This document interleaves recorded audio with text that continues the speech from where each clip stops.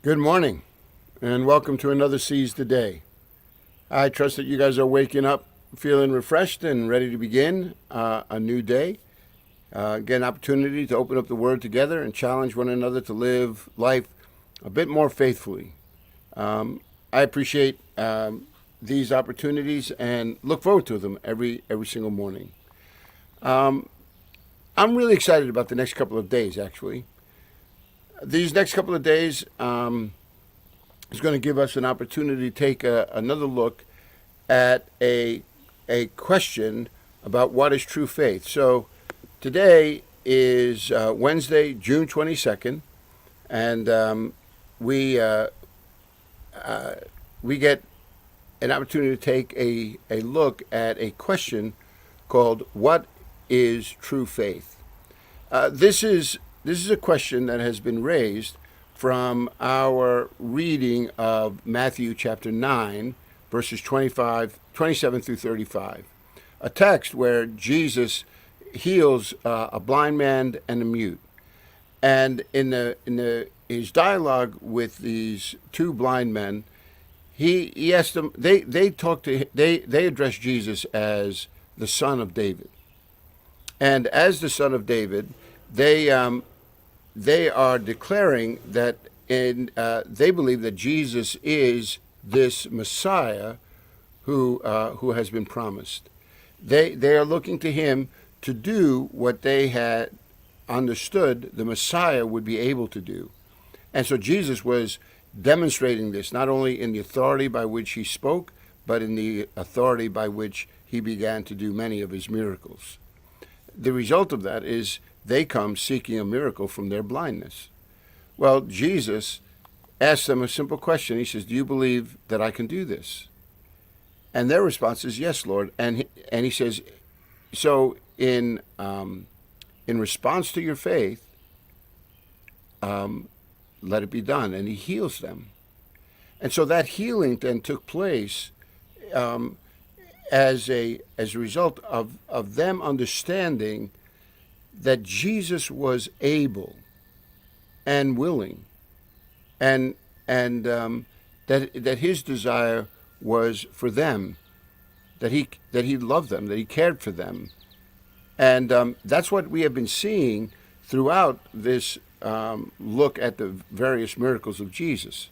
We've been looking at a revelation about who Jesus is, and we saw that he was willing, he's kind, he's able, right? We saw that Jesus demonstrates an authority over creation, over evil, over sin, over death, and every time there is this growing sense of antagonism that begins to happen. So when we looked at our text, in the midst of this miracle of healing someone blind, we find three different kinds of responses, right? The crowds are amazed.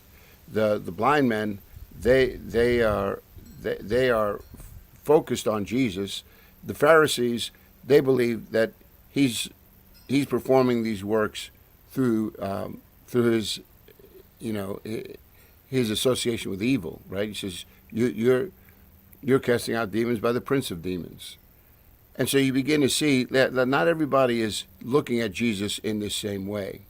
So that question then about what is true faith came. We answered part of that question by taking a look at Hebrews 11, 1 and 6, where it says, faith is the confidence of things not seen, the conviction of things hoped for, right? So the assurance of things not seen, the conviction of things hoped for. And this is all of them, we said, was based on an understanding of who Jesus is. Because if he really is who he says he is, then there would be this sense of confidence. There would be an assurance in your life. You wouldn't have to think twice. Think about those closest relationships in your life where, without question, you know that person would be there for you. If you've had experiences like that, and then someone's disappointed you, boy, how deep does that hurt go? It leaves you set back on your heels when you just think, man, how did I get this so wrong? Why did I put so much trust in this person? And man, that could take some time getting over it, doesn't it? I've had numerous moments like that in ministry, where I never saw some of the circumstances. I didn't see them coming, and so consequently, I think that in this text, though, in Hebrews 11:1, it's saying faith is the assurance of things hoped for, the conviction of things not seen. In other words, we are placing our hope in Jesus, who has made a promise and who has demonstrated that he is more than able to keep it. In verse 6, it says, "It is impossible then for without faith it is impossible to please God. For those who come to him must believe that he exists and that he is a rewarder of those who diligently seek him." So this idea then, I'm coming with this level of confidence, with this assurance that not only that he is able, but that he desires, right, to reward those who seek him. And that's all about then this relationship that we are establishing with Jesus. We took a look quickly at John chapter 8 and saw in this text that Jesus declared himself to be the light of the world. That put him at odds with the people around him. And he says, if you walk in me, you will not walk in darkness. And many believed, but then it says there were still others who were rejecting Jesus. And so that whole dialogue unfolded that all faith wasn't really true faith. There were some people who were saying that they believed, but then when they interacted with Jesus, it became really clear that they really didn't want any part of Jesus. And we saw that. Well, today, I'm really excited to bring to you an Old Testament example. We've had an opportunity to look at 1 Kings 17, 18, 19. We have been looking at a number of these passages together, and now we looked at 1 Kings 17 and 18 in relationship to the rising of the dead of the widow from Zarephath. Her son, who had been killed, and the prophet Elijah raises him from the dead. That story goes on. As in most of our literature, there is a reason why these things are unfolding the way they are. And one of the things that we are to get from these stories that Matthew has placed before us is it's not enough to just give a summary statement that Jesus went all around the region teaching in the synagogues, preaching the good news of the kingdom, and healing all kinds of disease and sickness. No, we were now given an up close and personal look at what some of that looked like. His interaction with the religious leaders, his interaction with those who were in affliction, the experiences that the disciples had with him, all of which now is pointing to the reality that that Jesus is this Messiah that had been promised, who is more than able then to do what he has promised. So, today I want you to see that in the story with Elijah, there is also this this unfolding of a story where Elijah is God's prophet who speaks to a man named Ahab, and declares that there's going to be a famine in the land for a number of years, and during that time, while the famine is taking place, God places Elijah by a brook called the Cherith Ravine, and there he feeds him twice a day, and then asks him to move to Zarephath. And in his going to Zarephath, he raises the widow's son from death, a feat that no doubt surprised even Elijah, and began to also give him a wider reputation, so that he takes on the prophets of Baal at Mount Carmel, and there wins a decisive victory, leaving all of Israel shouting, "The Lord, He is God, the Lord, He is God." They were in this battle against those who were, just following after the idolatrous ways of the nations around them. In fact, what we discovered was Ahab had married a woman by the name of Jezebel, and Jezebel was the daughter of the king Ethbaal, who was from a small town in a small town up near the coastline in Phoenicia. I'm going to put up a couple of slides on your screen for you today, and I want to just talk to you a little bit about this, because here's my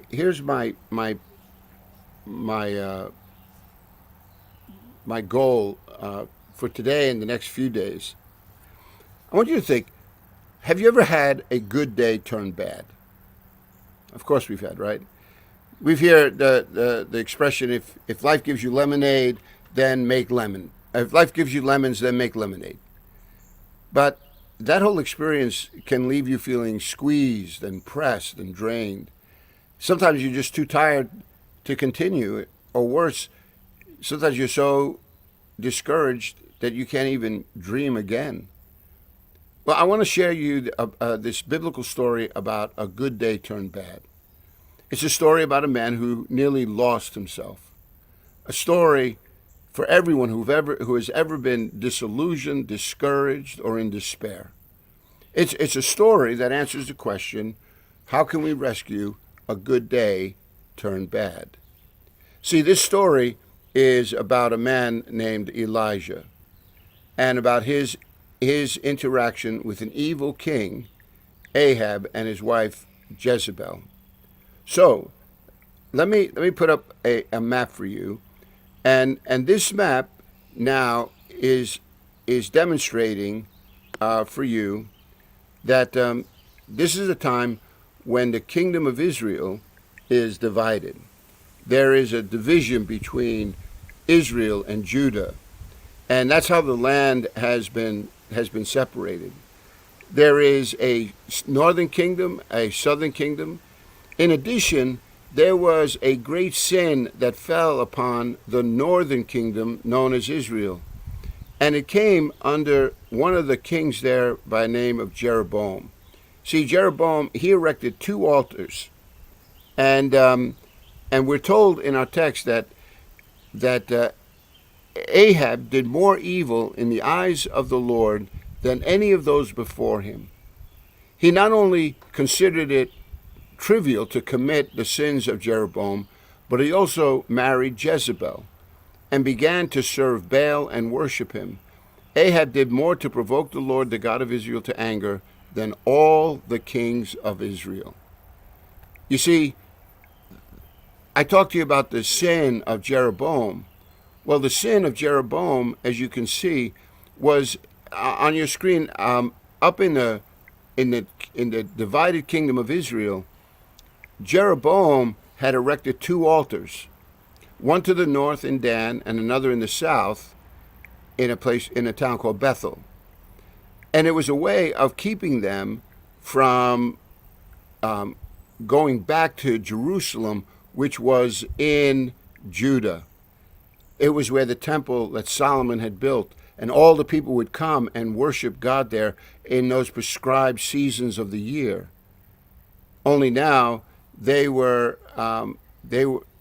2 altars were erected by Jeroboam, and it just led the people into further apostasy.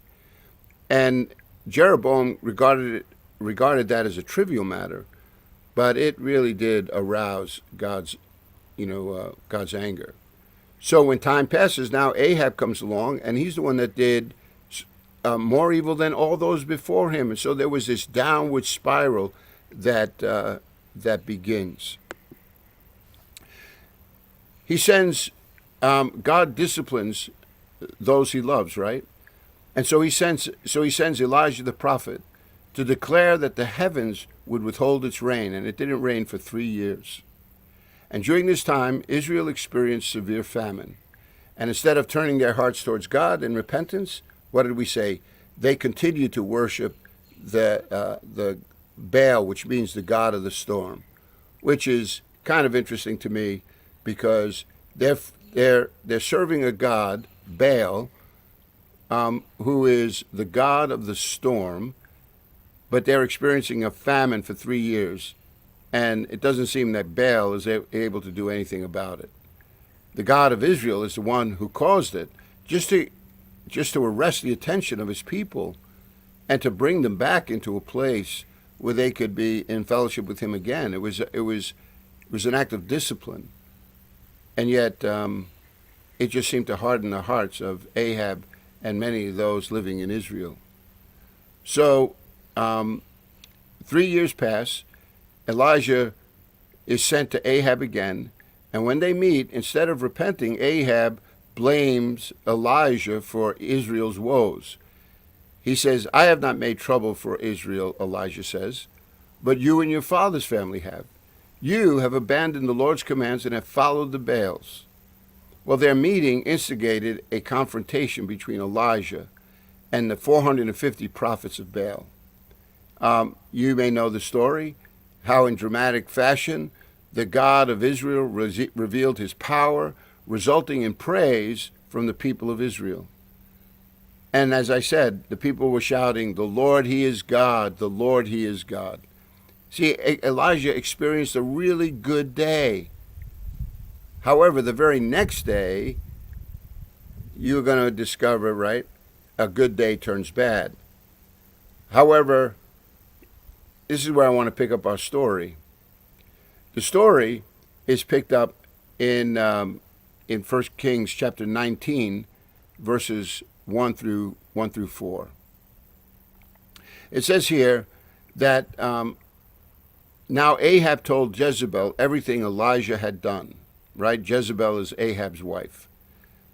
She says Elijah had. So Ahab tells Jezebel everything that Elijah had done and how he had killed all the prophets with the sword. So Jezebel sends a messenger to Elijah to say, "May the gods deal with me, be it ever so severely, if by this time tomorrow I do not make your life like one of them." She's uttering a threat, isn't she? She's coming after Elijah. And Elijah was afraid and ran for his life. And when he came to Beersheba in Judah, he left his servant there while he himself went another day's journey into the desert. See, what you find here is that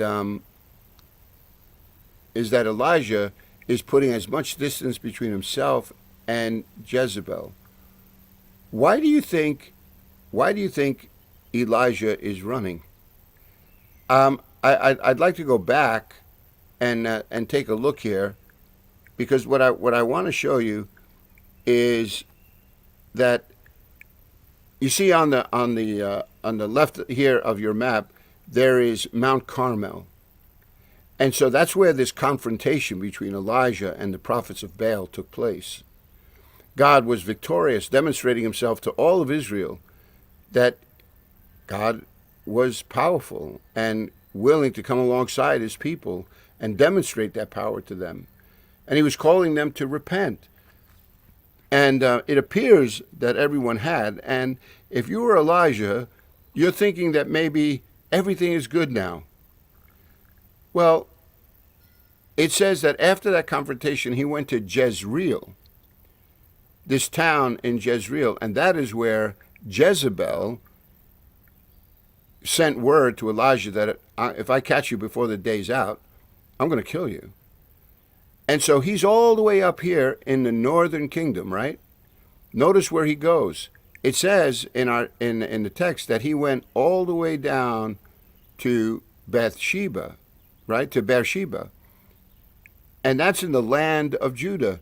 So when Elijah is in Jezreel, he receives the news he goes 55 miles, which is 55 miles north of Jerusalem. Elijah then travels from there all the way down 45 miles south of Jerusalem, and it's more than a day's journey, about 30 days into the desert. And here you begin to realize that's the star that's on your map. That's where he goes. So it's about 125 miles. And when he goes, he makes all this travel. Why would he be afraid? He wasn't afraid to announce the drought, understanding all of the conditions that it was going to foster. He knew it wasn't. He wasn't afraid of the prophets of Baal when he entered into this whole confrontation. So why do you think that now you're finding that things have changed for him?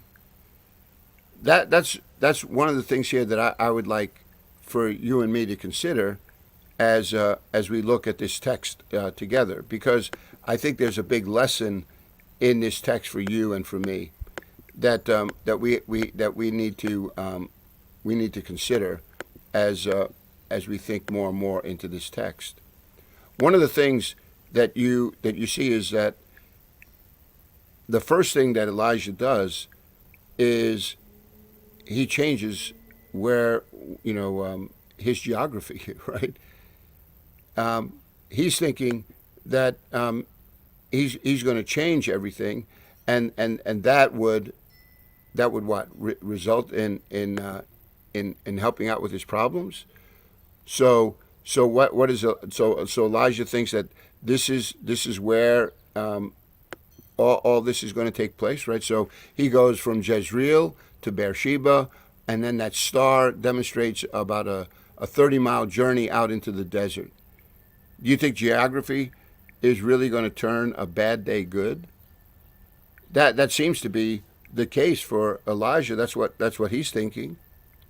And yet, in this move for about 130 years, we notice that he's afraid, and so he knows that Jezebel is not kidding. She has power, and Elijah was willing to face the king and all of the 450 prophets. So there's got to be something more here, right? And there's something more. People think, hey, have you ever been in a conflict? And man, it really got your adrenaline pumping. How did you feel once that situation passed? Once that moment of real trial seemed to pass away, the release of that adrenaline, letdown, didn't it bring about a fatigue, so that you could feel pretty tired? And when you're tired, you're not on your best game, right? I remember someone once writing this statement. It said, "Fatigue makes cowards of us all." Yeah, because you're not up for the fight. You're too willing to give in. You're exhausted. And here, it maybe all of that. He just, when he heard that news from Jezebel, it was just like somebody just gave him a punch in the gut. He probably thought, like, hey, like, we won, so this is a really good day. But the good day turned bad the minute he got the news from Jezebel. And there is a text here that in verses 4 and 5 in 1 Kings chapter 19, right, where it says that eventually Elijah would come, he would sit under a broom tree, and he prayed that he might die. He says, "I've had enough, Lord. Take my life. I am no better than my ancestors." And then he lay down under the tree and fell asleep. Yeah, no doubt that he's tired. He's despairing. Take my life, right? He prays that he would die. But there's something else in this text when he says, "I am no better than my ancestors." What does that mean? See, I think what Elijah is saying here is that he is sensing failure. I'm no better than my ancestors. What do you think that is all about? Elijah is expressing deep disappointment. Elijah is referring to his inability to cast out Baal worship from the land. Elijah is off balance and feeling kind of a little bit disillusioned and probably feeling abandoned. He believed his actions brought about a decisive victory. It seemed like such a good day. Dear God, man, what went wrong?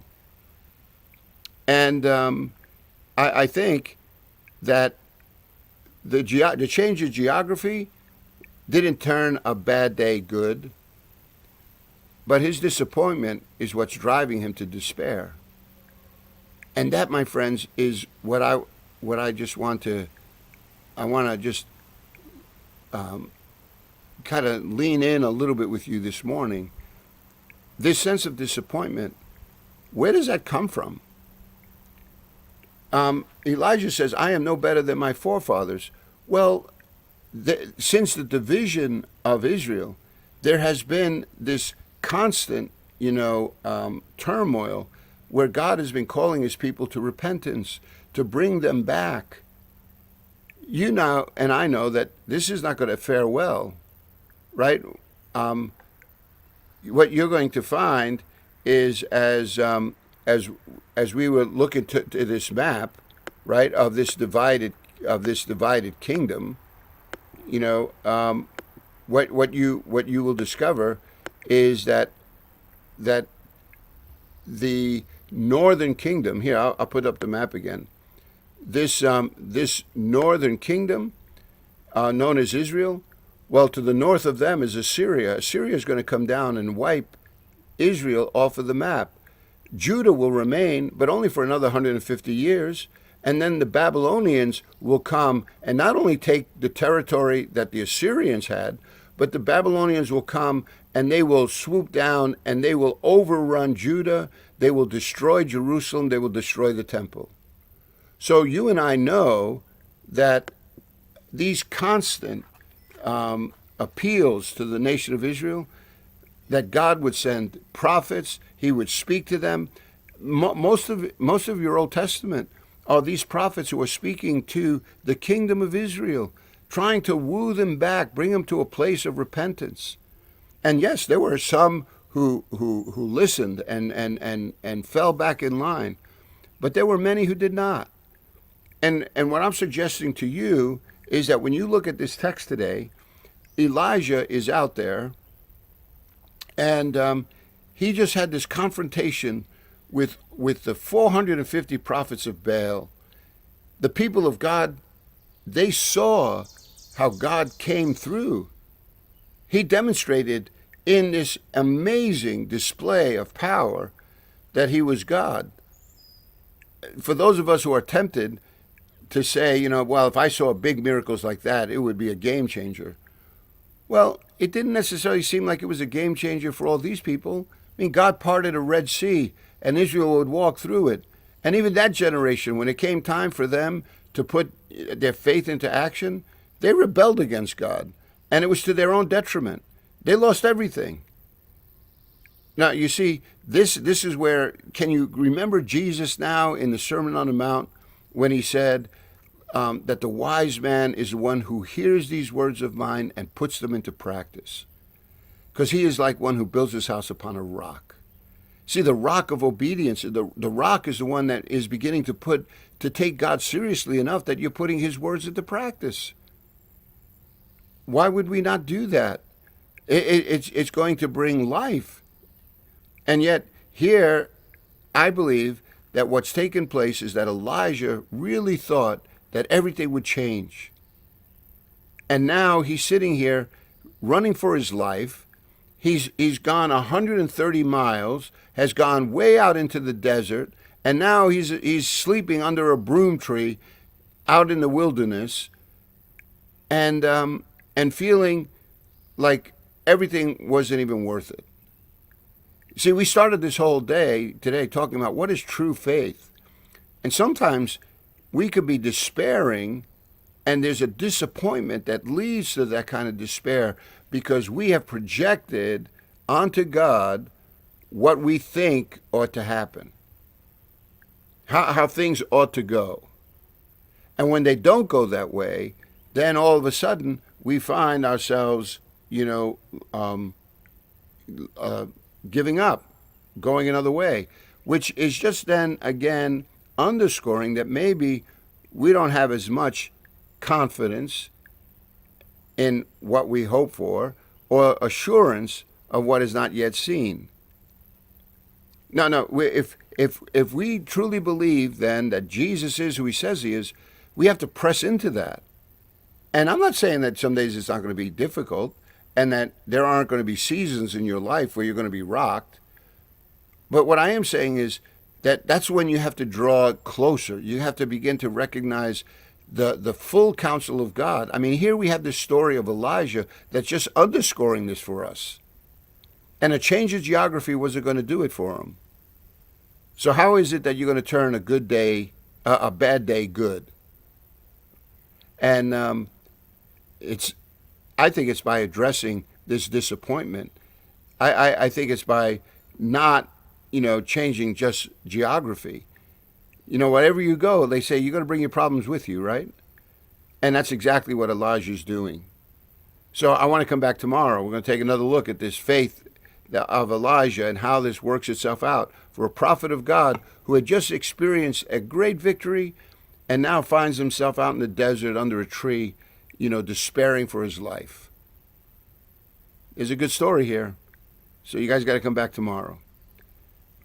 But I can assure you of this, that what we will discover is what we have been discovering in these many, many times that we've gotten together in the mornings. That Jesus gives us the reason to seize the day. Because he is good all the time. Thank you, my friends. Look forward, Lord willing, tomorrow.